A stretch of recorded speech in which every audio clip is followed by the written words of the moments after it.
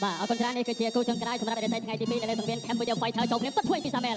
គាត់ធ្វើជាបន្តទៀតពីសាមែលកីឡាករមកគ្នាយើងមកពីអេស្ប៉ាញមកបាត់ពិសោធន៍មិនច្រើនទៀតបាទនេះគឺជាលក្ខណៈចិត្តរបស់កីឡាករបាទអន្តរជាតិដែរប៉ុន្តែគេបង្ហាត់គឺពេញលេញបើសង្គមយើងបាទគឺគាត់ឆ្លតជួបកីឡាករអន្តរជាតិច្រើនហើយច្រើនជាសាចូលចាប់ព្រៀងជាបន្តទៀតរុញចេញពីបើសង្គមបាទការប្រកួតលក្ខណៈគុណខ្មែរចំនួនបាទ3ទឹកទេទៅសញ្ជូនបាទគឺចំនួន60គីឡូក្រាមនេះដូច្នេះគឺពេញផ្នែកពេញសាច់បាទគាត់ស្អាតជាបន្តទៀតពីសាមែលអ៊ីនលីសគាត់ធ្វើពីសង្គមអូយ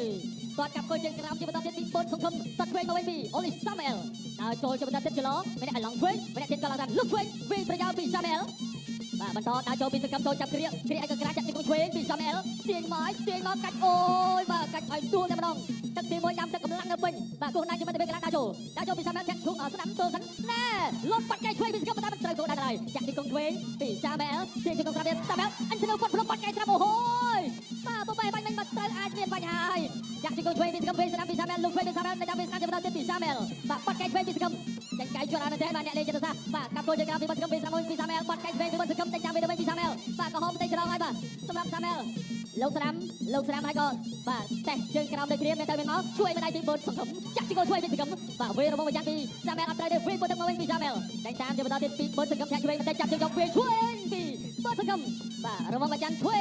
ពីសាមែលចាក់ជើងក្រោមពីសង្គមបាត់ជួយពីសាមែលបាត់ជួយតែបង្ជាប់ក៏ដើរចូលបន្តិចលោកស្ដាំថែមជួយដើរត្រង់ពីបុនសង្គមពេញចាក់ជួយពីបុនសង្គមចលោបន្តិចចាក់ជើងកំជួយបាត់កែស្ដាំអូយចំកន្លែងណាចាំមិននេះទៅសិន1 2 3 4 5 6 7 8 9 10អូយបង្គោលខៀវសាមូអែលអូលីឈ្នះកីឡាករមកក្រហមតែមកក្រហមស្លាប់ក្នុងទឹកទី1